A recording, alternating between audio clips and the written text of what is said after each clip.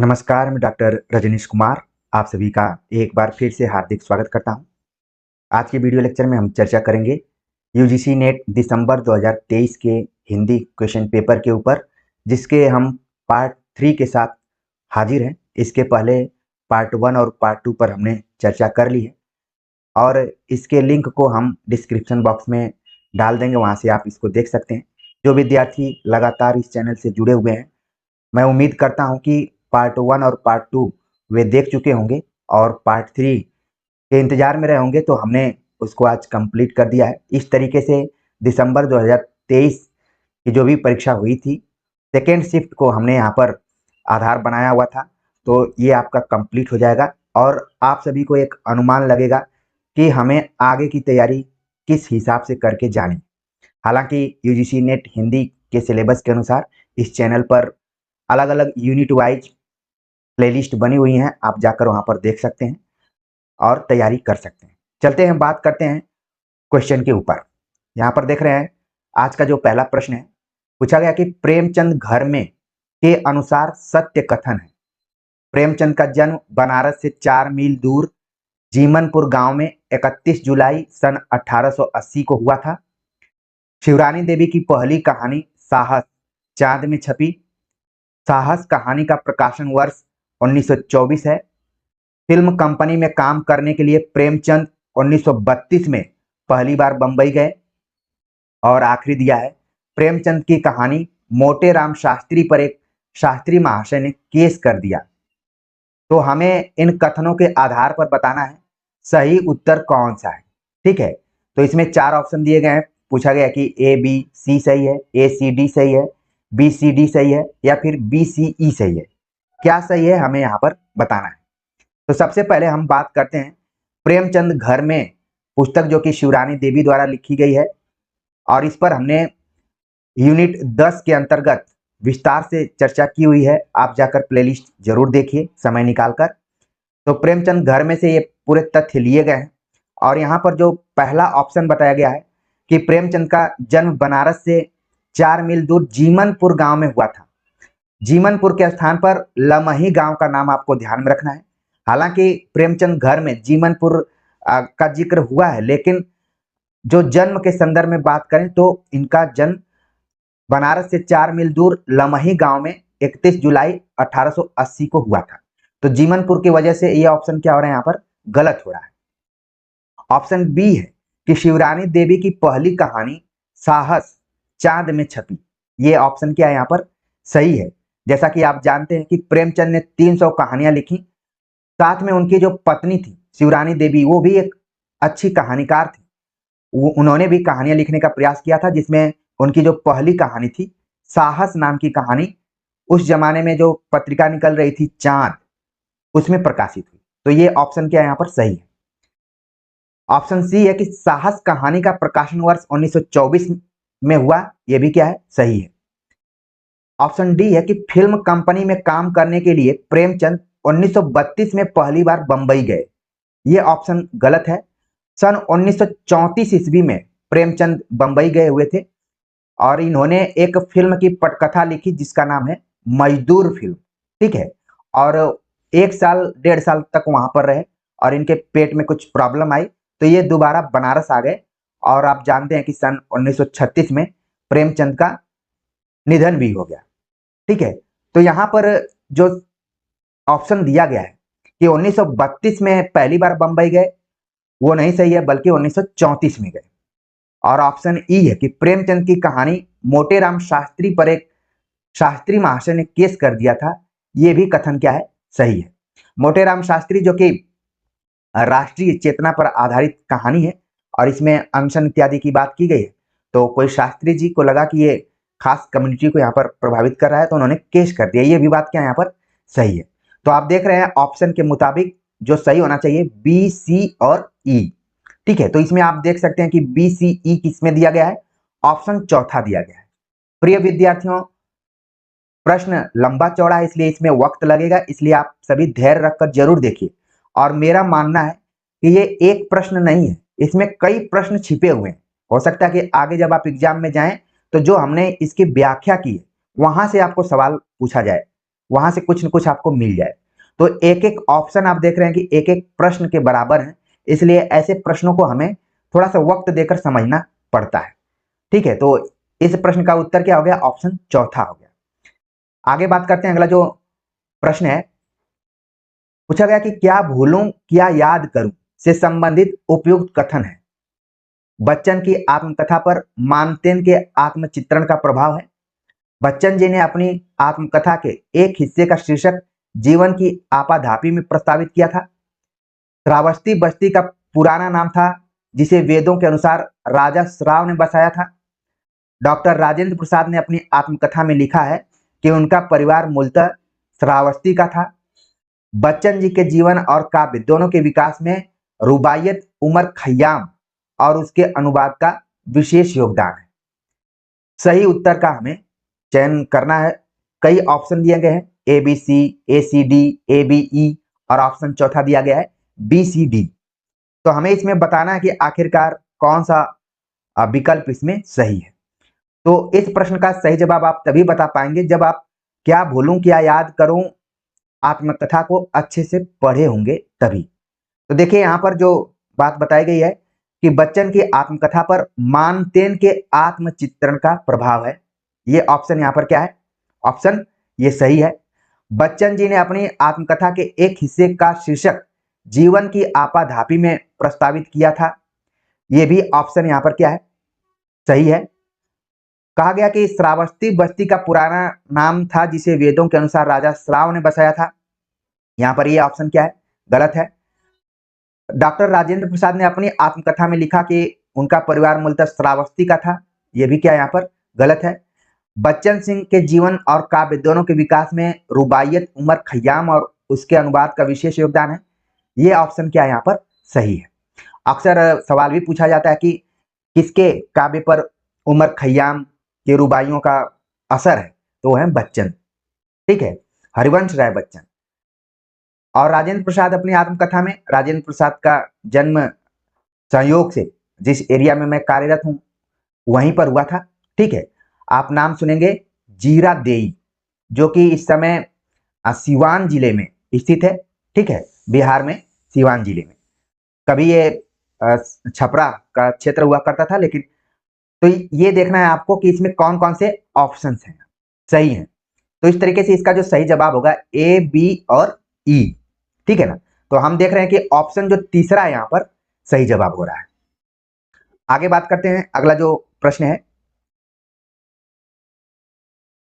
पूछा गया है कि आमुख के अनुसार कामायनी के कथा सृष्टि में जयशंकर प्रसाद ने किन पुस्तकों से सहायता प्राप्त की थी। ऑप्शन दिया गया है मुंडक उपनिषद, कठोपनिषद, शतपथ ब्राह्मण, छांदोग्य उपनिषद या फिर ऋग्वेद। हमें सही उत्तर का चयन करना है।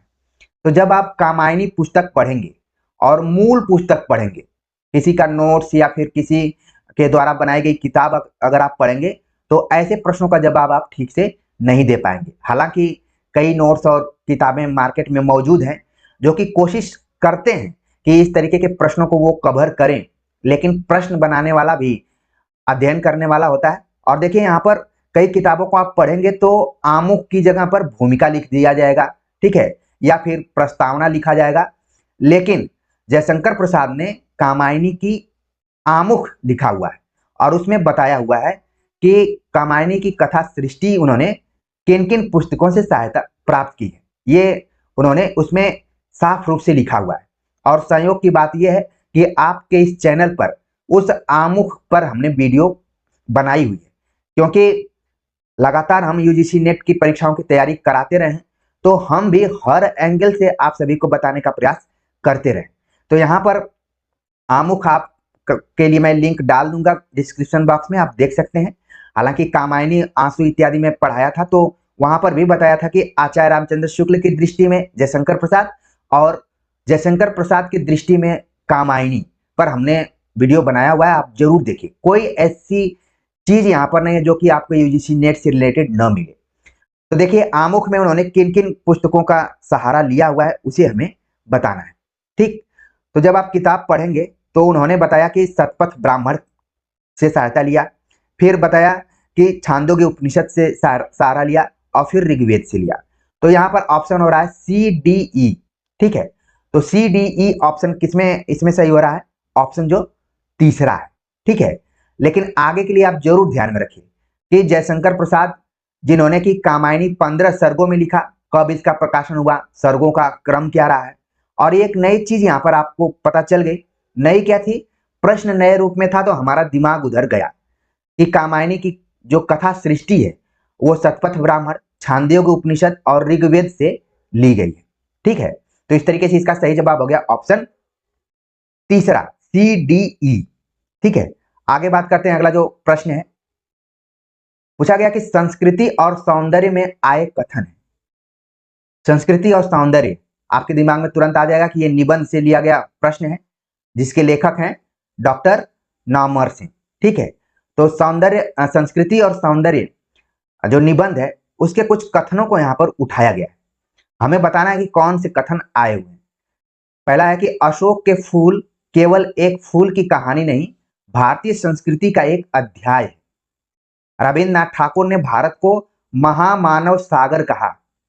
द्विवेदी जी ने जहां संस्कृति की केवल संग्राहकता की हिमायत करते हैं, द्विवेदी जी जहां संस्कृति की केवल संग्राहकता की हिमायत करते हैं, वहां अज्ञेय त्याग का जिक्र करना नहीं भूलते। प्रसाद ने रहस्यवाद शीर्षक निबंध में सौंदर्यानुभूति की परंपरा को पुनर्निर्मित करने का प्रयास किया था। नाट्यशास्त्र में नाटक की उत्पत्ति की जो कथा दी गई उसके अनुसार देवता के स्थान पर दैत्यों को ही नाटक कर सकने में समर्थ समझा गया। तो संस्कृति और सौंदर्य निबंध को जब आप विस्तार से पढ़ेंगे तो इस तरीके के आंसर को बता देंगे। फिर भी हमें एक आइडिया ये लग सकता है कि किस तरीके से सवाल बन रहे हैं निबंधों से। तो देखिए, इसमें कहा गया कि अशोक के फूल केवल एक फूल की कहानी नहीं, भारतीय संस्कृति का एक अध्याय है। तो ये कथन क्या है यहाँ पर? सही है। ठीक है, और कहा गया ऑप्शन जो बी दिया गया कि रविन्द्रनाथ ठाकुर ने भारत को महामानव सागर कहा है, ये भी क्या है यहाँ पर? सही है। और कहा गया कि प्रसाद ने रहस्यवाद शीर्षक निबंध में सौंदर्यानुभूति की परंपरा को पुनर्निर्मित करने का प्रयास किया था। ये ऑप्शन क्या हो गया यहाँ पर? ये भी सही है। ठीक है, तो आप देख रहे हैं कि इसका जो कोड बन रहा है ए बी डी। ठीक, तो हम देखें कि ए बी डी किसमें बन रहा है, तो सही जवाब हो गया ऑप्शन दूसरा। बाकी जो भी बातें यहाँ पर कही गई हैं वो सब संस्कृति और सौंदर्य में कथन के रूप में सही नहीं है।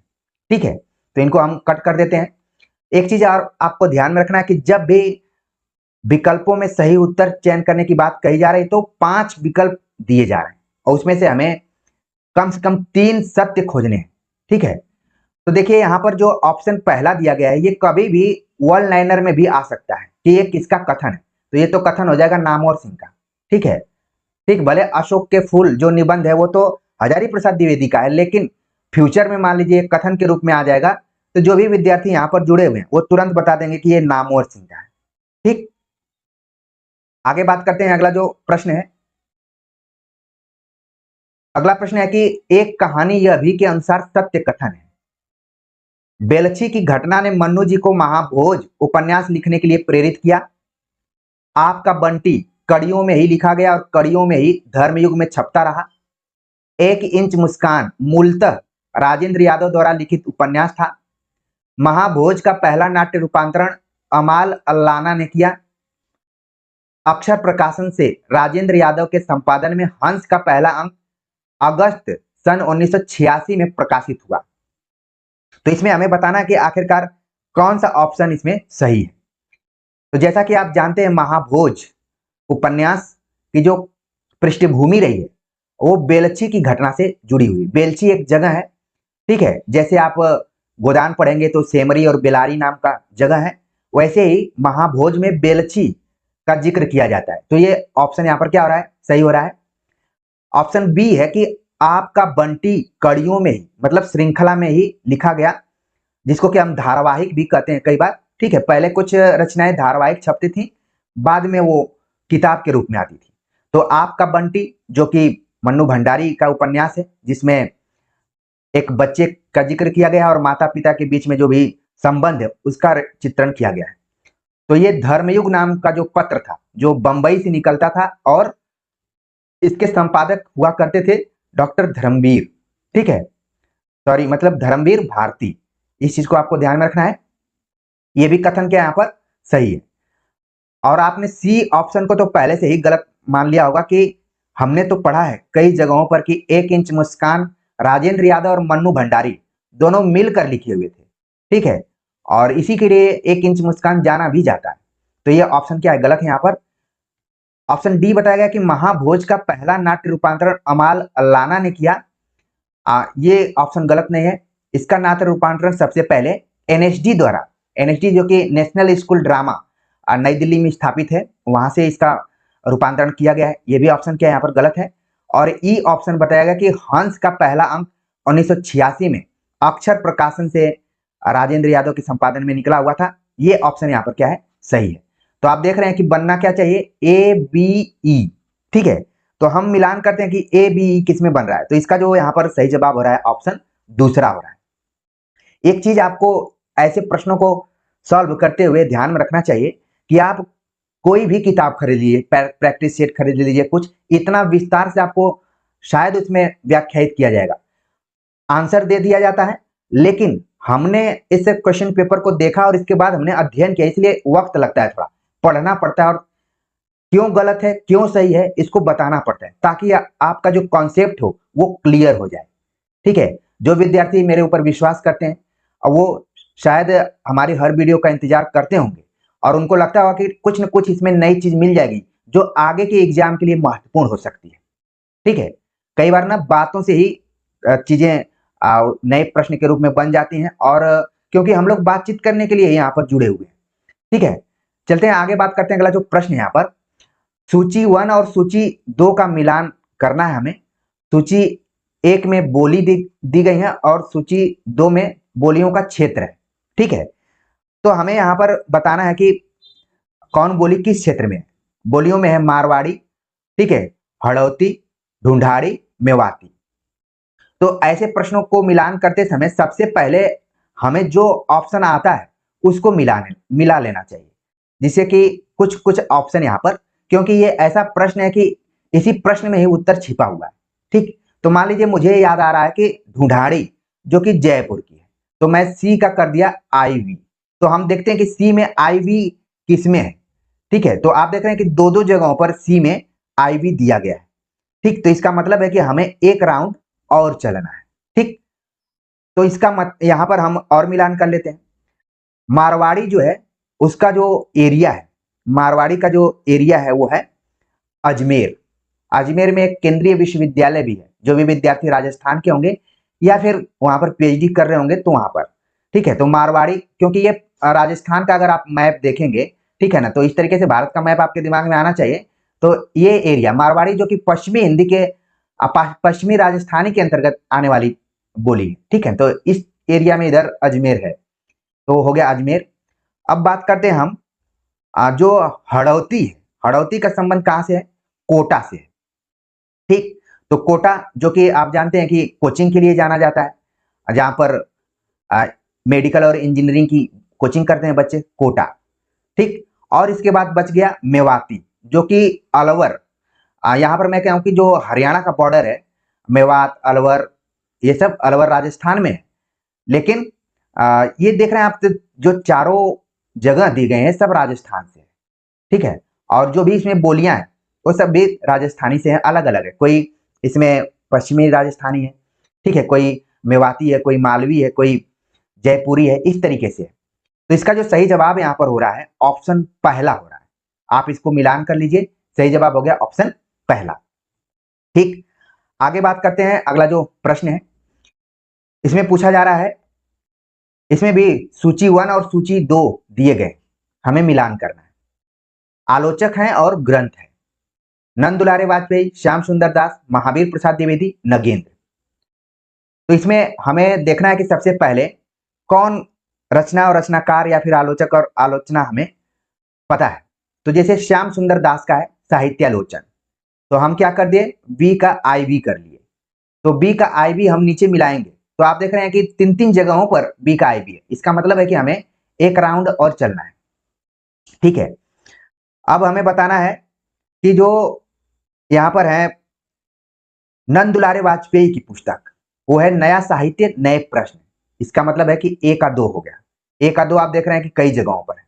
ठीक, इसका मतलब है एक राउंड और चलना है। यहाँ पर डॉक्टर नगेंद्र की पुस्तक है विचार और अनुभूति, जो कि डी का 3 है। ठीक, तो डी का 3 आप देख रहे हैं कि मात्र यहाँ पर एक ही ऑप्शन है जो कि डी का 3 है। अगर मान लीजिए कोई विद्यार्थी इधर उधर न करके केवल नगेंद्र की पुस्तक को ही ऐसे लगा दिया तो तुरंत इस प्रश्न का सही जवाब बता देगा। अब हमारे लिए नया क्या है, महावीर प्रसाद द्विवेदी की रचना है सुकवि संकीर्तन। ठीक है, ये आगे के लिए हमें ध्यान में रखना है। जब आप नोट्स बना रहे होंगे तो इसको आप अलग से नोट कर लीजिए, बाकी जो भी इसमें नया आपको लग रहा है उसको नोट करते जाइए। तो इसका जो सही जवाब यहाँ पर हो गया ऑप्शन पहला। ठीक है, ए का 2 और बी का 4, सी का 1 और डी का 3। आगे बात करते हैं। अगला जो प्रश्न है वो भी सूची से ही रिलेटेड है। सूची 1 और सूची 2 का मिलान करना है। एक तरफ काव्य शास्त्री है, दूसरी तरफ ग्रंथ है, और जो भी काव्य शास्त्री है वो आम काव्य शास्त्री नहीं है, बल्कि वो पाश्चात्य काव्य शास्त्री है, जिसको हम पाश्चात्य आलोचक भी कहते हैं। ठीक है, तो यहाँ पर बेनेडिक्ट क्रोचे का नाम है, मैथ्यू अर्नाल्ड, होरेस आईए रिचर्ड्स, इनके ग्रंथ दिए गए हैं और हमें उन ग्रंथों का मिलान करना है। ठीक, तो चलते हैं, बात करते हैं कि सबसे जो पहला यहाँ पर ग्रंथ है स्टडी ऑफ पोएट्री, ये किसका है। तो स्टडी ऑफ पोएट्री जो है यहाँ पर जो भी विकल्प में है, इसमें जैसे जो आ रहा है आप देख लीजिए। पहले मान लीजिए मुझे आ रहा है प्रैक्टिकल क्रिटिसिज्म, जो कि आईए रिचर्ड्स का है, तो डी का मैं 2 कर लिया। डी का 2 आप देख रहे हैं कि ऑप्शन चौथा है, तो आप देख रहे हैं कहीं डी का 2 और नहीं है, तो इसका मतलब है कि ऑप्शन चौथा सही हो जाएगा। इसके बाद सबको हम मिला लेंगे आगे की जानकारी के लिए। जैसे मान लीजिए आपको आ रहा था कि एस्थेटिक्स लिखा है क्रोचे ने, तो मैं इसको मिला देता। तो डी का अगर आप ए का अगर आप 3 मिलाते तो एक राउंड आपको और चलना पड़ता। ठीक है ना, आगे के लिए ध्यान में रखिए। एस्थेटिक्स क्रोचे का हो गया, मैथ्यू अर्नाल्ड का हो गया स्टडी एंड पोएट्री। ठीक है, और होरेस ने क्या लिखा, होरेस ने लिखा द आर्ट ऑफ पोएट्री। ठीक, तो इस तरीके से जो आपके लिए नई रचनाएं हैं उनको आप जरूर नोट कीजिए। जैसे इसमें 2 ऐसी रचनाएं हैं जो कि पुरानी है, मैं जो देख रहा हूं। ठीक है, ये सब आपके लिए न्यू हो सकती हैं, इनको आप नोट कर लीजिए ताकि आगे अगर इस तरीके से मिलान वाला आए तो आपको वहां पर कोई दिक्कत न हो। ठीक, आगे बात करते हैं। अगला जो प्रश्न है वो भी मिलान वाला ही है। एक तरफ पत्र दिए गए हैं और दूसरी तरफ प्रकाशन स्थान दिए गए हैं। अब पत्र है सदादर्श, सज्जन कीर्ति सुधाकर, सदाचार मार्तंड, आर्य दर्पण। ये सब ऐसे पत्र हैं जो कि बहुत आप देखेंगे चर्चित टाइप के नहीं। ठीक है, जैसे उदंत मार्तंड रहता तुरंत आप बता देते, यहाँ पर सदाचार मार्तंड है। तो हम इसको मिलाते हैं कि आखिरकार इसमें सही मिलान क्या हो सकता है। तो इसमें आप देख रहे हैं कि जो सदादर्श है ये कहां से निकलता था, सदादर्श निकलता था दिल्ली से। ठीक, और फिर इसके बाद सज्जन कीर्ति सुधाकर, इसका प्रकाशन होता था उदयपुर से। सदाचार मार्तंड, इसका प्रकाशन होता था जयपुर से। और आर्य दर्पण का प्रकाशन होता था शाहजहांपुर से। ठीक है, तो इस तरीके से इसका जो सही जवाब हो रहा है ऑप्शन तीसरा हो रहा है। ठीक है, आप मिलान करेंगे तो सही जवाब हो रहा है ऑप्शन तीसरा। ठीक, आगे बात करते हैं। अगला जो यहाँ पर प्रश्न दिया गया है वो भी आप देख रहे हैं कि सूची 1 और सूची 2 से मिलान पर आधारित है, लेकिन यहाँ पर ये प्रश्न थोड़ा सा आप देख रहे हैं कि काव्य पंक्तियों से रिलेटेड है। ठीक है, अलग अलग जो भी आपके सिलेबस में कविताएं लगी और जिन पर हमने बहुत ही तन्मयता के साथ बातचीत किया है, प्रथम रश्मि, उर्वशी, प्रिय प्रवास, सतपुड़ा के जंगल, सब पे हमने चर्चा की है। अब हमें कैच करना है कि कौन सी पंक्तियां किसकी हैं। ठीक है, तो देखिए यहाँ पर जो दिया गया कि व्यवस्था किससे अपनी कहूं, जननी क्यों न बहु बनूं बहु कातरा, या फिर स्नेहहीन तारों के दीपक श्वास शून्य थे तरु के पास, धसो इनमें डर नहीं है, मौत का यह घर नहीं है, नींद जल का स्रोत है, छाया सघन है, नींद श्यामल मेघ है, शीतल पवन है। ठीक है, तो हम अगर इसका मिलान करें तो यहाँ पर जो पहली पंक्ति यहाँ पर है, विवस्था किससे अपनी कहूं, जननी क्यों न बनूं बहु कातरा। ये जो यहाँ पर ऑप्शन हो रहा है ये प्रिय प्रवास की पंक्तियां हैं। ठीक है, एक जो है स्नेहहीन तारों के दीपक श्वास सोने थे तरु के पास, इसका जो यहाँ पर सही जवाब हो रहा है कि ये प्रथम रश्मि से रिलेटेड पंक्तियां हैं।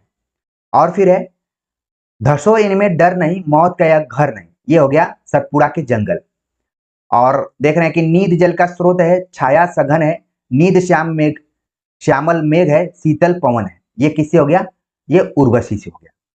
तो इस तरीके से इसका जो यहाँ पर सही कूट हो रहा है और उस कूट को मिलान हम करते हैं, तो इसका सही जवाब हो जाएगा ऑप्शन चौथा। ठीक है, ए का 3 हो गया। ठीक, ए का 3 हमने ऊपर बता दिया है जो कि प्रिय प्रवास से है। फिर इसके बाद हो रहा है बी का 1 हो रहा है जो कि प्रथम रश्मि है, और फिर सी का 4 है जो कि सतपुड़ा है। ठीक, और डी का हो गया उर्वशी। तो इस तरीके से इसका जो सही जवाब हो गया ऑप्शन चौथा हो गया। आगे बात करते हैं, अगला जो प्रश्न है जो कि यहाँ पर पात्रों से रिलेटेड है, और धरती धन्ना अपना से ही एक खास रचना को केंद्र में रखते हुए यह प्रश्न बनाया गया है। तो एक तरफ संतानों की बात की गई है, संतति मतलब संतान जो है, और एक तरफ उनकी माताएं हैं। तो कहा गया लक्षो जीतू ज्ञानो दलीपा, माताओं का नाम है जसो हुक्मा प्रीतो निहाली। तो जब आप धरती धन्ना अपना उपन्यास पढ़े रहेंगे तभी इसको आप अच्छे से बता पाएंगे, वरना ये क्वेश्चन बहुत कठिन हो जाएगा। ठीक है, लक्षों की माता है प्रीतो। ठीक, इसके बाद हमें बताना है कि जीतू की माता कौन है? जीतू की माता है निहाली। और ज्ञानों की माता कौन है? जस्सो। और दलीपा की माता कौन है? हुक्मा। तो इस तरीके से इसका जो सही जवाब यहाँ पर हो रहा है ऑप्शन दूसरा। तो इस तरीके के प्रश्नों को अपने नोटबुक पर लिख लेना चाहिए। ठीक है ना, यहाँ पर मिलान तो हम कर रहे हैं, साथ में आपको नोट कर लेना है कि लक्षों का संबंध प्रीतो से है, उनकी माँ जीतो, निहाली, ज्ञानो, जस्सो और दलीपा हुक्मा। ठीक है, तो इस तरीके से इसका सही जवाब हो गया यहाँ पर ऑप्शन दूसरा। अगला प्रश्न है जो कि सूची 1 से सूची 2 का मिलान ही करना है, जो कि कहानियों पर आधारित है। ठीक है, कहानियों के कथन को लिए गए हैं और कहानियों का नाम दिया गया है। कोसी का घटवार, परिंदे, कानों में कंगना और राही नाम की कहानियां यहाँ पर ली गई। ठीक है, आपके पाठ्यक्रम में कुल 21 कहानियां लगी हुई हैं, उसमें से 4 कहानियों को आधार बनाते हुए यहाँ पर कथन दिया गया है। तो कथन में दिया गया है, कल तक जो खद्दर भी न पहनते थे, बात बात पर कांग्रेस का मजाक उड़ाते थे, कांग्रेस के हाथों में थोड़ी शक्ति आते ही वे कांग्रेस भक्त बन गए। अब ये कथन कहां से लिया गया है? अगर आप कहानी पढ़े रहेंगे तभी इसका सही जवाब आप दे पाएंगे। ठीक है, तो इसका जो यहाँ पर है वो हो गया राही नामक जो कहानी है उससे इसको लिया गया है। राही किसकी है? सुभद्रा कुमारी चौहान की। कल तक जो खद्दर भी न पहनते थे, बात बात पर कांग्रेस का मजाक उड़ाते थे, कांग्रेस के हाथों में थोड़ी शक्ति आते ही वे कांग्रेस भक्त बन गए। ये किस कहानी से लिया गया? राही से। ठीक, अब हम बात करते हैं आगे कि ऐसे ही खाने पीने वाले की तकदीर लिए पैदा हुआ तो मेरे भाग्य क्यों पड़ता। ये किससे लिया गया है? ये कथन लिया गया है कोसी का घटवार से, जो कि इसमें लक्ष्मा और गणेशी का प्रेम दिया गया। उसमें क्या है, गणेशी है या फिर लक्ष्मा तो पात्र के रूप में है, कोसी का घटवार। ठीक है, तो ये वहां से ले लिया गया है। अब इसमें हम देखते हैं कि जो ये अगला है, किसी चीज को न जानना यदि गलत है तो जानबूझकर भूल पाना, हमेशा जोंक की तरह उससे चिपटे रहना, यह भी गलत है। ये किससे हो गया?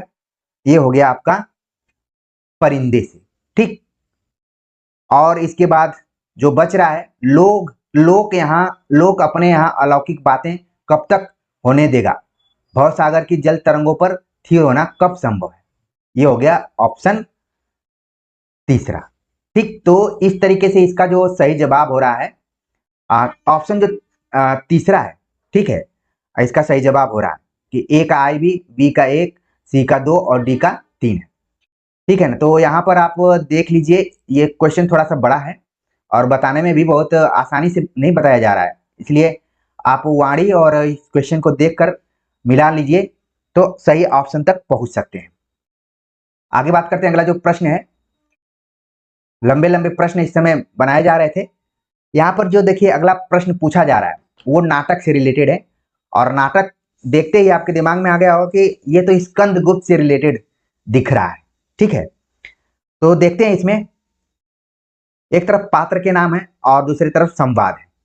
धातुसेन, कुमारगुप्त, स्कंदगुप्त, पर्णदत्त, ये सभी पात्र हैं। ये सब किसके हैं? स्कंदगुप्त के पात्र हैं, ताकि आगे अगर एग्जाम में आए तो आप वहां पर घबराएं नहीं।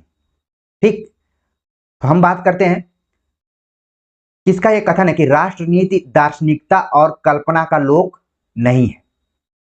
ठीक है, या फिर हृदय की बातों को राजनीतिक भाषा में व्यक्त करना चक्र नहीं जानता। युद्ध तो करना ही पड़ता है अपनी सत्ता बनाए रखने के लिए, यह आवश्यक है। यदि राक्षस कोई था तो विभीषण था, और बंदरों में भी एक सुग्रीव हो गया। ये सभी कथन किसके हैं, हमें बताना है। तो धातुसेन का जो कथन है वो चौथा है कि यदि राक्षस कोई था तो विभीषण था, और बंदरों में भी एक सुग्रीव हो गया। ये हो गया ऑप्शन धातुसेन द्वारा कहा गया है। धातुसेन क्योंकि ये श्रीलंका का है, एक चीज आपको ध्यान में रखना है, ये इंडिया का नहीं है। पूछा जा सकता है कि विदेश का कौन है, तो वो जाहिर सी बात विभीषण को गलत ही कहेगा। ठीक है, अगला जो यहाँ पर है कि कुमारगुप्त का जो यहाँ पर कथन है वो कह रहा है कि युद्ध तो करना ही पड़ता, अपनी सत्ता बनाए रखने के लिए यह आवश्यक है। ये कौन कहा है? कुमारगुप्त। यहाँ पर जो स्कंदगुप्त का है कि हृदय की बातों को राजनीतिक भाषा में व्यक्त करना चक्र नहीं जानता, ये स्कंदगुप्त का है। और पर्णदत्त का कहना है कि राष्ट्रनीति दार्शनिकता और कल्पना का लोक नहीं है। तो इस तरीके से आप देख रहे हैं कि इसका जो सही जवाब होगा उसको हम मिलान कर लेते हैं, तो दूसरा ऑप्शन यहाँ पर सही हो रहा है। ए का IB, बी का 3, सी का 2 और डी का 1। ठीक, तो आप एक बार एक नजर देख लीजिए किसका किसका क्या क्या कथन रहा है। आगे बात करते हैं, अगला जो प्रश्न है यहाँ पर पूछा गया कि मिलान ही करना है। रचना शीर्षक दिया गया है और विधा है। लोक ऋण, जीवन परिधि, चली फगुनहट, बौरे आम, मेरे सुहृद श्रद्धेय। इसमें बताना है कि कौन संस्मरण है, कौन उपन्यास है, कौन सा कहानी संग्रह है, कौन निबंध है। ठीक है, तो जो लोक ऋण है ये क्या है? एक उपन्यास है, इसका है आपके दिमाग में जरूर आना चाहिए। फिर जीवन परिधि, जीवन परिधि क्या है? एक कहानी संग्रह है। चली फगुनहट बौरे आम, क्या है ये निबंध है। मेरे सुहृद श्रद्धेय, ये क्या है? संस्मरण। तो मान लीजिए अगर आप रचनाकारों का नाम नहीं जानते हैं तो भी आप कुछ लक्षणों के आधार पर बता सकते हैं। जैसे मेरे सुहृद श्रद्धेय, ये संस्मरण हो सकता है। तो डी का 1 आप देखेंगे तो आप देख रहे हैं कि यहाँ पर दो जगह पर दिया हुआ है, इसका मतलब एक राउंड और चलना पड़ेगा। मान लीजिए इसी में आपको पता चल गया कि बौरे आम हमने कहीं निबंध पढ़ा हुआ था, तो ये क्या हो गया? सी का IB हो गया। तो आप यहाँ पर कैच कर लेंगे, इसलिए इसका सही जवाब यहाँ पर क्या हो गया? ऑप्शन तीसरा हो गया। इस तरीके के भी प्रश्न पूछे जा रहे हैं। अगला प्रश्न है जो कि हम देखते हैं कि मिलान से ही रिलेटेड है, और ये बच्चन की आत्मकथा से रिलेटेड, हरिवंश राय बच्चन। ठीक है, हमें मिलान करना है कि जो बच्चन की आत्मकथा है वो 4 खंडों में बटी हुई है, तो कौन सा खंड कौन कौन है? बसेरे से दूर, नीड़ का निर्माण, फिर 10 द्वार से सोपान तक, क्या भूलूं क्या याद करूं। खंड 1, खंड 2, खंड 3, खंड 4 इस तरीके से दिया गया है। तो हमें बताना है कि आखिरकार क्या है किसका। तो बसेरे से दूर, एक चीज और आपको ध्यान में रखना है, जैसे मैं याद किया था। ठीक है, क्निबद्दश। ठीक, तो ये लगभग क्निबद्दश ये मैं सूत्र बनाया हुआ था। तो क्या भूलूं क्या याद करूं, ये पहला खंड हो गया। नीड़ का निर्माण, फिर से ये दूसरा खंड हो गया। ठीक है, बसेरे से दूर, ये तीसरा खंड हो गया। और 10 द्वार से सोपान तक, ये हो गया चौथा खंड। कुल 4 खंडों में है। और जो हमने यहाँ पर फॉर्मूला बनाया था जब मैं परीक्षाएं दिया करता था, तो ऐसे ही याद किया हुआ था। आप लोग भी याद कर सकते हैं, क्निबदश या फिर क्निबदश, जो भी याद हो जाए आपको। ठीक, तो इस तरीके से इसका जो यहाँ पर सही जवाब हो रहा है वो ऑप्शन तीसरा हो रहा है। ठीक है, कि ए का 3, छोटे प्रश्न रहते हैं तो बताने में अच्छा भी लगता है। बी का 2, ठीक, सी का आप देख रहे हैं कि यहाँ पर 4 है, और डी का हो गया 1। तो सूत्र अगर काम कर जाता है तो ऐसे प्रश्न आसानी से आप बता देते हैं। तो जुड़े रहिए, आपको कई इस तरीके के सूत्र मिल जाएंगे जो कि संकट के समय में काम में आ सकते हैं। अगला प्रश्न है यहाँ पर पूछा गया कि रामधारी सिंह दिनकर ने के निम्नलिखित काव्य ग्रंथों को प्रथम प्रकाशन वर्ष के अनुसार पहले से बाद के क्रम में लगाई, यानी कि आपको बढ़ते हुए क्रम में लगाना है इस तरीके से। ठीक, कुरुक्षेत्र, रेणुका, दिल्ली, हुंकार, रश्मिरथी, ये सब ग्रंथ जो हैं रामधारी सिंह दिनकर के हैं। तो हमने आसानी के लिए यहाँ पर प्रकाशन वर्ष लिख दिया है ताकि आप मिलान कर लें। तो सबसे पहले जो आना चाहिए यहाँ पर, ठीक है, सबसे पहले आना चाहिए आपका यहाँ पर जो है रेणुका। ठीक, पहले नंबर पर रेणुका आ गई। फिर दूसरे नंबर पे आप देख रहे हैं कि यहाँ पर हुंकार है। ठीक, फिर तीसरे नंबर पे कुरुक्षेत्र, फिर चौथे नंबर पे रश्मिरथी, फिर पांचवें नंबर पे दिल्ली। कुल मिलाकर इसका जो पहला ऑप्शन है यहाँ पर क्या हो रहा है, सही हो रहा है। यहाँ पर हमने बताया कि कुरुक्षेत्र जो है वो प्रबंध काव्य भी है और रश्मिरथी क्या है, खंड काव्य। हो सकता है कि आगे पूछ लिया जाए कि कुरुक्षेत्र किस तरीके का काव्य है। जैसे कई विद्यार्थी यहाँ पर यूपी टीजीटी, पीजीटी और अन्य प्रवक्ता परीक्षाओं की तैयारी कर रहे होंगे, तो ये मानकर चले कि अनुराग हिंदी एकेडमी ऐसे ही नहीं है, उसमें आप हिंदी से रिलेटेड किसी भी तरीके की तैयारी कर रहे हैं, प्रवक्ता, असिस्टेंट प्रोफेसर, यूजीसी नेट का, तो आराम से आपको यहाँ पर मनोबल बढ़ाने के लिए मैटर मिल सकते हैं। आगे बात करते हैं, अगला जो प्रश्न है यहाँ पर उसको देख लेते हैं। गर्मी बहुत पड़ रही है आप लोगों की तरफ, किस तरीके की गर्मी है आप कमेंट करके बता सकते हैं। मैं तो एकदम पसीने से तरबतर हो चुका हूँ। देखिए, सवाल पूछा गया इसीलिए मैंने अपना यहाँ से पिक्स हटा दिया है किनारे से कि आप लोगों को लगेगा क्या फालतू में ड्रामा चल रहा है, लेकिन वास्तविकता यही है। आगे बात करते हैं, अगला जो प्रश्न है कि प्रथम प्रकाशन वर्ष के अनुसार हिंदी साहित्य के इतिहासकारों के निम्नांकित इतिहास ग्रंथों को पहले से बाद के क्रम में लगाइए। ठीक है, सेम टू सेम वैसा ही प्रश्न जैसा कि ऊपर में था। तो किताबें दी गई हैं, राम कुमार वर्मा, हिंदी साहित्य का आलोचनात्मक इतिहास, शिवदान सिंह चौहान, हिंदी साहित्य के 80 वर्ष, George Abraham Grierson, the modern vernacular literature of Hindustan, FEK, A history of Hindi literature, Ganpat Chandragupta, Hindi साहित्य का वैज्ञानिक इतिहास। तो हमने प्रकाशन वर्ष लिख दिया है, आपको बस सजाना है, उसको देखना है। ठीक है, तो चलते हैं, बात करते हैं कि इसमें से आखिरकार कौन सा ऑप्शन सही हो सकता है। तो पहले नंबर पर तो हो जाएगा आपका जो दिया गया है यहाँ पर ग्रियर्सन का जो इतिहास ग्रंथ है 1888 में। फिर दूसरे नंबर पे जो इतिहास आ रहा है वो आ रहा है, यानी कि जो दो विदेशी इतिहासकार हैं उन्हीं लोगों का आ रहा है। इसके बाद राम कुमार वर्मा जी का आ गया, इसके बाद आ गया आपका शिवदान सिंह चौहान जी का, फिर गणपति चंद्र गुप्त का। तो इस तरीके से इसका जो सही जवाब यहाँ पर हो रहा है ऑप्शन चौथा हो रहा है कि पहले नंबर पे आएगा C, फिर आएगा D, फिर आएगा A, फिर आएगा B, फिर आएगा E। तो आप ध्यान कर लीजिए क्योंकि ये प्रकाशन वर्ष पर ही आधारित क्वेश्चन था। इस तरीके से इसका जो सही जवाब हो गया ऑप्शन चौथा हो गया। आगे बात करते हैं, अगला जो प्रश्न है कालक्रम के अनुसार निम्नलिखित पाश्चात्य काव्य शास्त्रियों को पहले से बाद के क्रम में लगाइए। तो यहाँ पर पाश्चात्य काव्य शास्त्रियों का नाम दिया गया है, इलियट है, ड्राइडन है, I.A. रिचर्ड्स है, विलियम वर्ड्सवर्थ है, लोनजाइनस है। तो कुछ को आपके पाठ्यक्रम में पढ़ना है, कुछ को पाश्चात्य काव्य शास्त्र की भूमिका के रूप में पढ़ना है। हमने पाश्चात्य काव्य शास्त्र पर कई वीडियोज इस चैनल पर अपलोड किए हैं, आप जरूर देखिए। यहाँ पर देखिए, इलियट का मैंने बता दिया कौन सा समय है, ड्राइडन का भी समय बता दिया, रिचर्ड्स का, वर्ड्सवर्थ का और लोनजाइनस का।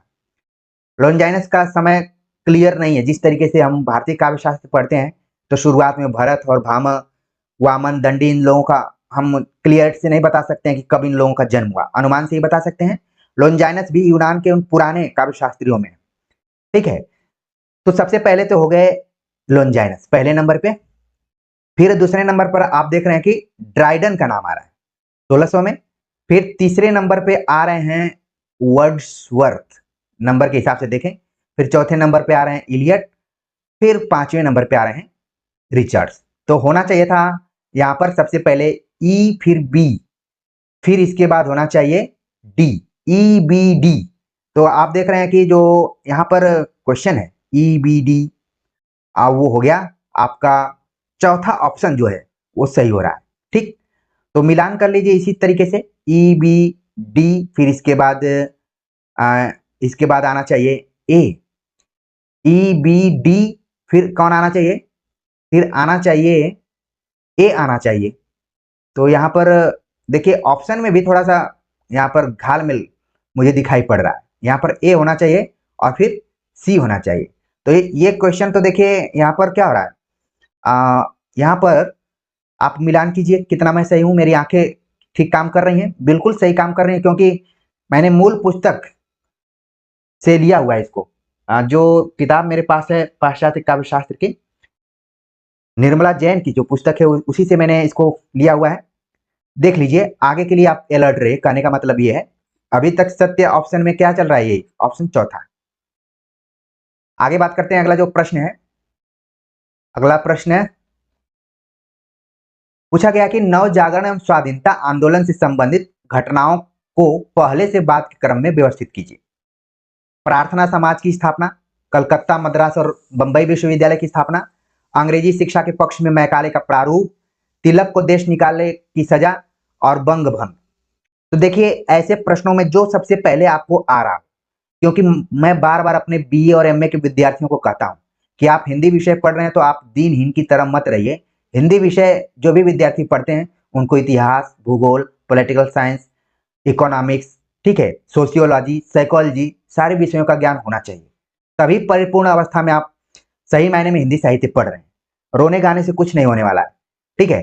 तो नवजागरण से रिलेटेड यहाँ पर जो भी चीजें दी गई, तो प्रार्थना समाज की स्थापना 1867 में आत्माराम पांडुरंग, महादेव रानाडे और आरजी भंडारकर ने किया था।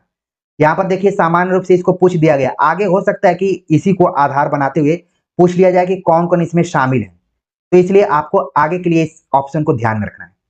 कलकत्ता, मद्रास और बंबई विश्वविद्यालय की स्थापना 1857 में हुई थी, 24 जनवरी 1857 में, जब प्रथम स्वाधीनता आंदोलन संग्राम शुरू हुआ। अंग्रेजी शिक्षा के पक्ष में मैकाले का जो भी मेमोरेंडम आया था 1835 में, तिलक को देश निकाले जाने की जो घटना घटी 1908 में, और बंग भंग 1905 में। तो अब हम मिलान करते हैं।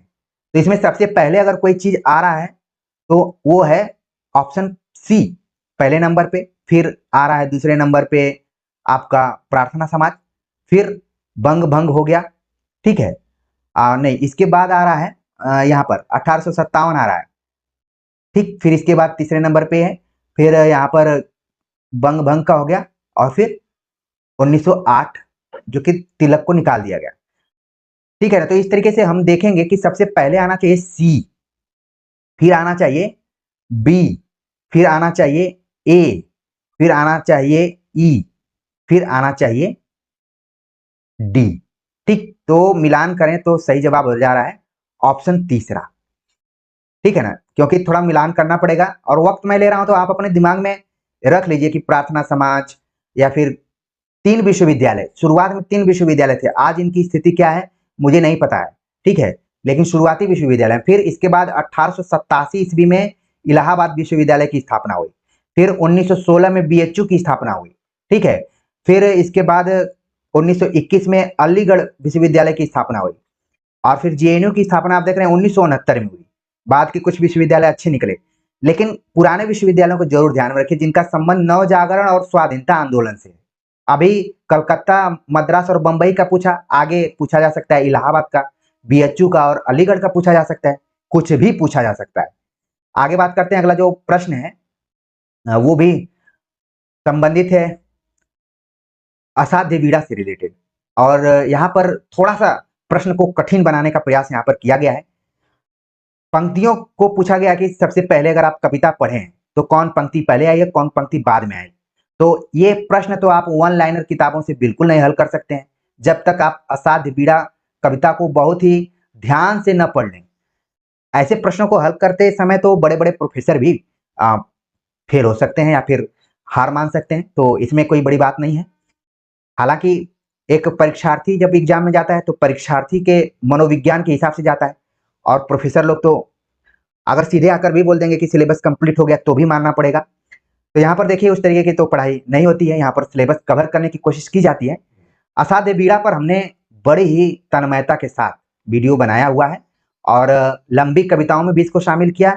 एक मैंने वीडियो बनाया हुआ है, आपके पाठ्यक्रम में जो लंबी कविताएं लगी हुई हैं उसके लिंक को मैं डाल दूंगा। हालांकि मैं लिंक डालता हूं, पता नहीं आप लोग देखते हैं कि नहीं देखते हैं। आप लोगों से मैं करबद्ध गुजारिश करूंगा कि इस चैनल को सब्सक्राइब जरूर कीजिए। मैं देख रहा हूं कि इधर उधर पढ़ाने वाले चैनल्स काफी तेजी से आगे बढ़ रहे हैं, लेकिन हम बहुत धीरे धीरे कदम बढ़ा रहे हैं। जैसे मैं आप सभी को पढ़ा रहा हूँ उसी तरीके से आप लोग सब्सक्राइब भी कर रहे हैं।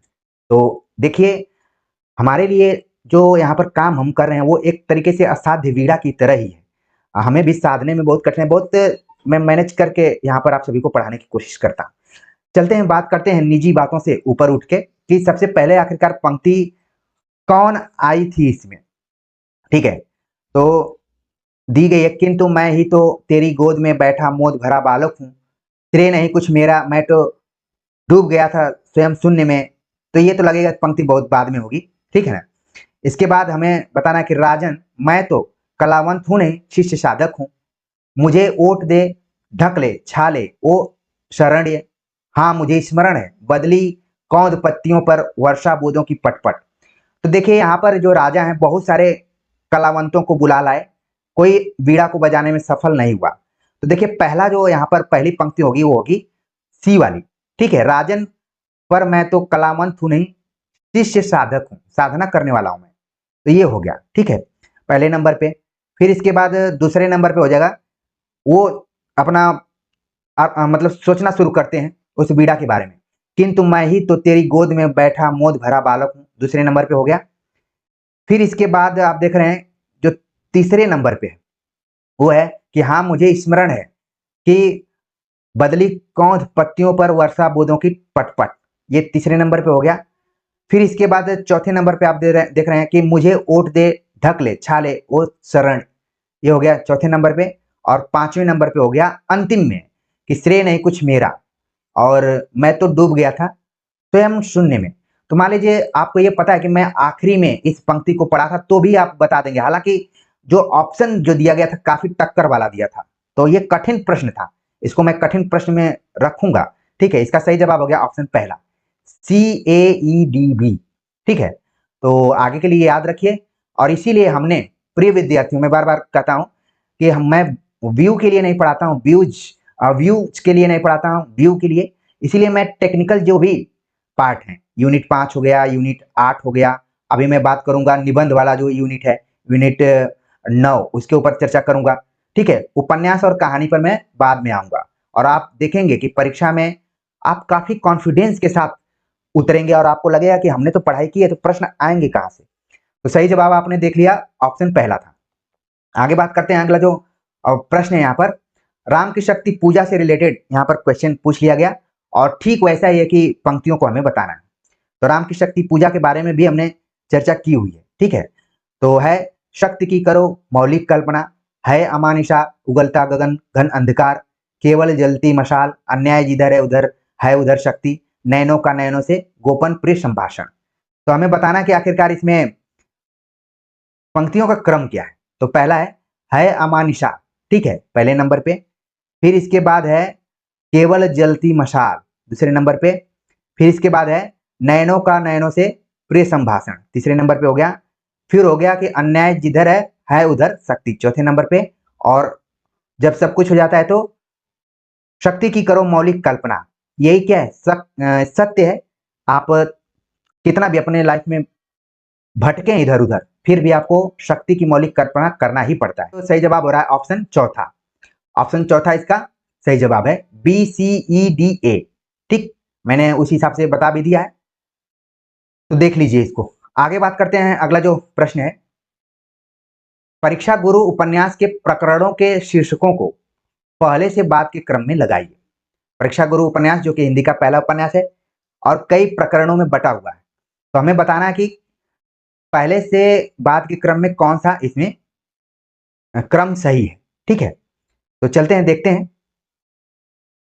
यहां पर जो आप देख रहे हैं कि अकाल में अधिक मास, ये है आपका पहले नंबर पे।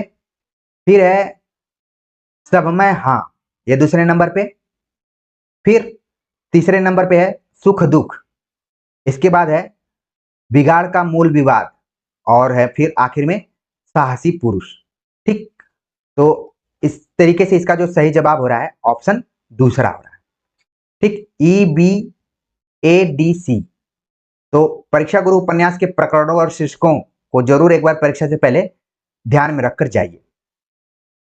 अगला प्रश्न है, पूछा जा रहा है कि अमृतसर आ गया कहानी में आए प्रसंगों को पहले से बाद के क्रम में व्यवस्थित कीजिए।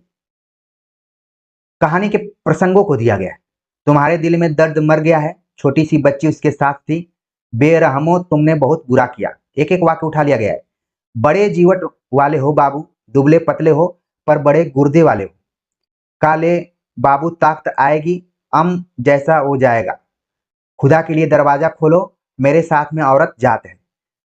गाड़ी निकल जाएगी, बंद करो जी दरवाजा, बिना पूछे चढ़े आते हैं, अपने बाप का घर समझ रखा है, मत घुसने दो जी, क्या करते हो, धकेल दो पीछे। तो देखिए ये सब ऐसे प्रश्न हैं कि जब तक आप अमृतसर आ गया कहानी को ठीक से नहीं पढ़ेंगे तो शायद इस प्रश्न का जवाब देने में आप बहुत सक्षम नहीं रहेंगे, ठीक है ना।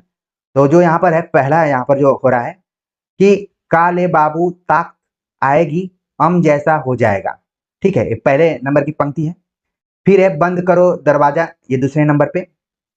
फिर इसके बाद है कि तुम्हारे दिल में दर्द मर गया है, तुमने बहुत वो किया, ठीक, तो ये तीसरे नंबर पे आ गया।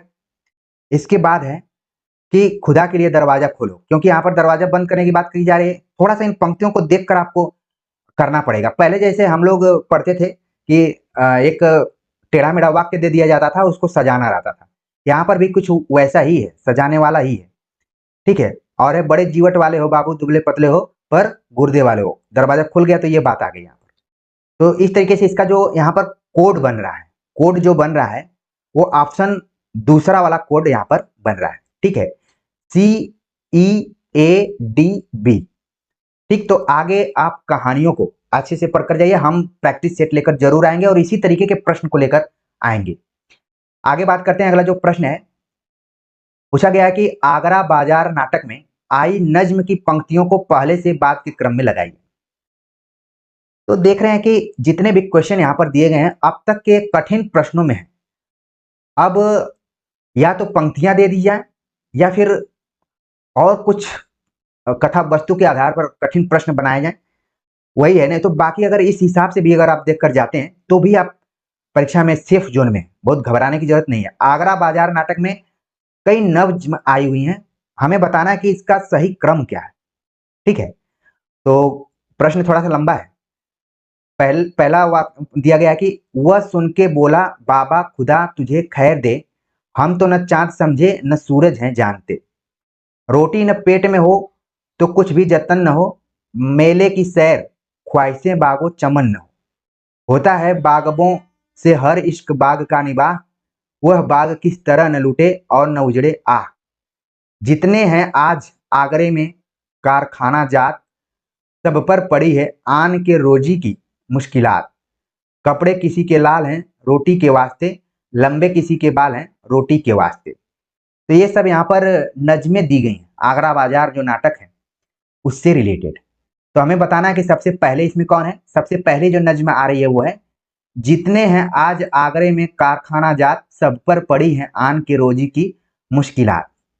फिर दूसरे नंबर पे है होता है बागबों से हर एक बाग का निबाह, ठीक है।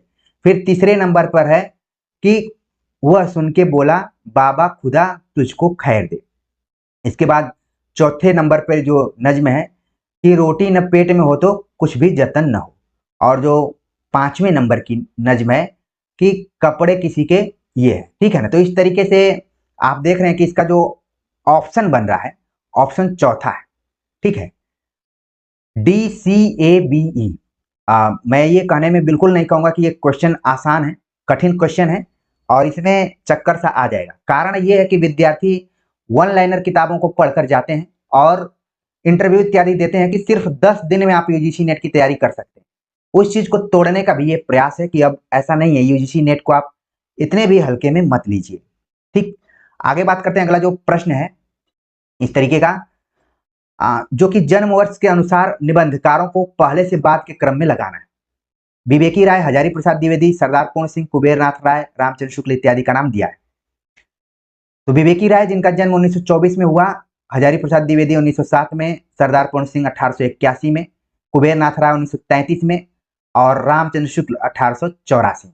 मैंने जगहों का नाम दे दिया। यहाँ पर विवेकी राय, सौभाग्य से जिस जिले से मेरी मातृभूमि का संबंध है वो गाजीपुर से हैं, तो कई बार मैं इंटरव्यू इत्यादि देने जाता हूँ या फिर कहीं भी जाता हूँ, तो इन लोगों को जरूर एक बार पढ़ के जाता हूँ, शायद इन लोगों की कृपा रहे तो और चीजें अच्छी हों। विवेकी राय 1924 में इनका जन्म हुआ, बाकियों को भी ध्यान में रखिए। हजारी प्रसाद द्विवेदी दुबे छपरा, दुबे का छपरा ऐसे करके, या छपरा का दुबे करके एक गांव है, वहां पर इनका जन्म हुआ, और दुबे का छपरा ही है शायद, ठीक है। और ये जब भी मैं घर जाता हूँ अपने रास्ते में पड़ता है, एक मोड़ है, और मोड़ के पहले ही यहाँ पर गांव पड़ा हुआ है। सरदार पूर्ण सिंह जो कि सलहद पंजाब से रिलेटेड है। कुबेर नाथ राय दिलदार नगर, इनको भी हम गाजीपुर में ही रख सकते हैं। रामचंद्र शुक्ल जिनका संबंध बस्ती से है, हालांकि इन्होंने बहुत सारा जीवन अपना मिर्जापुर में व्यतीत किया है। तो खैर ये सब चीजें आप जरूर ध्यान में रखिए। मैं भी जो इधर उधर की बातें होती हैं कई बार परीक्षाओं में काम में आ जाती हैं, काम में जरूर आएंगी। यहाँ पर देखिए मैंने जो भी इन लोगों का जन्म वर्ष दिया है, आप बातों ही बातों में जरूर अपने ध्यान में रख लिए होंगे, ठीक। तो पहले नंबर पर कौन आएंगे, यहाँ पर सबसे वरिष्ठ अगर कोई है तो सरदार पूर्ण सिंह है, पहले नंबर पे आ गए। फिर रामचंद्र शुक्ल आ गए, फिर इसके बाद आ गए आपके हजारी प्रसाद द्विवेदी, ठीक, तीसरे नंबर पे। चौथे नंबर पे आ गए विवेकी राय, और पांचवें नंबर पे आ गए कुबेरनाथ राय। तो इस तरीके से इसका जो सही जवाब हो रहा है ऑप्शन तीसरा हो रहा है, CEBAD, ठीक है। तो याद रखिए। आगे बात करते हैं, अगला जो प्रश्न है जो कि कथन और तर्क पर आधारित है। पूछा गया कि नीचे दो कथन दिए गए, ए और बी, दोनों एक दूसरे के कारण के रूप में है। कथन ए है कि सन 1936 में प्रगतिशील लेखक संघ की स्थापना हुई और उसी वर्ष के वार्षिक अधिवेशन के सभापति प्रेमचंद हुए। तो ये कथन क्या है यहाँ पर, ये कथन यहाँ पर क्या है, सही है। सन 1936 में प्रकाशित अपने काव्य संग्रह का नाम सुमित्रा नंदन पंत ने युगांत रखा, ये भी क्या है, सही है। लेकिन सही तो दोनों है, लेकिन जो एक दूसरे से कहीं कनेक्शन नहीं है, ठीक है ना। तो इस तरीके से इसका जो सही जवाब हो रहा है ऑप्शन, दोनों ए और आर सत्य है, लेकिन आर ए की सही व्याख्या नहीं है। ये ऑप्शन क्या हो गया यहाँ पर, सही है, ठीक। तो आगे के लिए जरूर ऐसे प्रश्नों को ध्यान में रखिए। अगला प्रश्न है जो कि पूछा गया है कि अज्ञेय की त्रिशंकु, आत्मनेपद, अद्यतन और संवत्सर आदि पुस्तकों में उनका आलोचना परक चिंतन और वैचारिक साहित्य संकलित है। प्रिय विद्यार्थियों, मुझे बताते हुए काफी हर्ष हो रहा है और गर्व महसूस हो रहा है कि मैंने अज्ञेय और मुक्तिबोध दोनों पर पीएचडी की हुई है और आलोचनात्मक पीएचडी की है।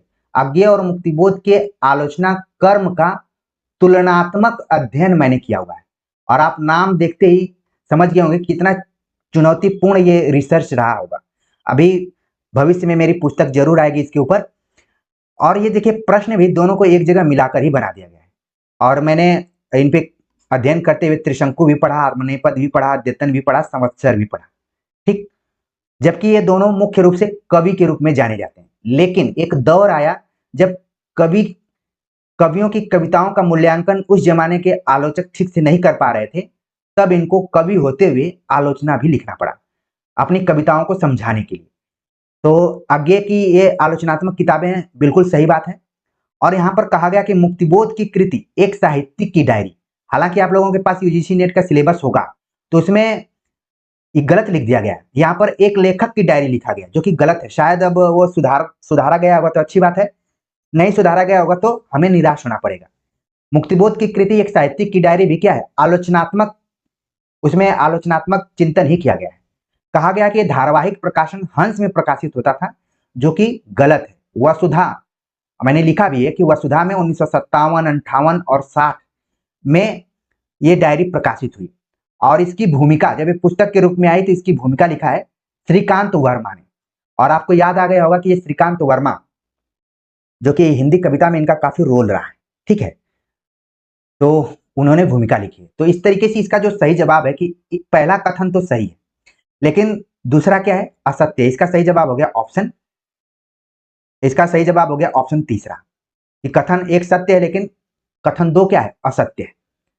आगे बात करते हैं, अगला जो प्रश्न है पूछा गया कि नीचे दिए गए जो कथन है कि नागार्जुन की कविता कालिदास में शकुंतला और दुष्यंत का उल्लेख है। शाप भरा तन प्रजातंत्र, यह काव्य पंक्ति रामधारी सिंह दिनकर की कविता रश्मिरथी की है।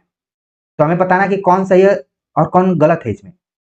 तो नागार्जुन की कविता कालिदास पर हमने विस्तार से बात की है यूनिट 5 के अंतर्गत, ठीक है।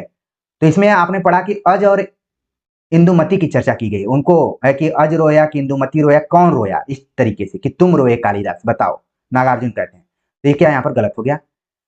सांप भरा तन प्रजातंत्र, ये कामायनी की पंक्ति ली गई है और ईड़ा सर्व से है, तो ये भी क्या है, गलत है।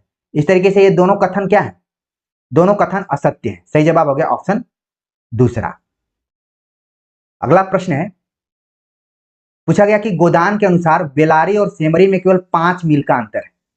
गोदान पढ़ेंगे तो उसमें 2 जगहों का नाम है, बेलारी और सेमरी, ठीक है। उसमें कितने मील का अंतर है, 5 मील का अंतर है। ये बात क्या है, सही है। और एक कथन दिया गया है कि वह ज्ञान जो मानवता को पीस डाले, ज्ञान नहीं है कोल्हू है। यह कथन गोदान के किस पात्र का है, ठीक है। यहाँ पर पात्र का नाम ओमकार दिया हुआ है, ओमकारनाथ, लेकिन ये बात कही है मेहता ने, तो ये कथन क्या हो गया, यहाँ पर गलत हो गया। तो आप देखेंगे कि कथन एक तो सत्य है, लेकिन कथन 2 क्या है, वो यहाँ पर असत्य हो जा रहा है। सही जवाब हो गया ऑप्शन तीसरा।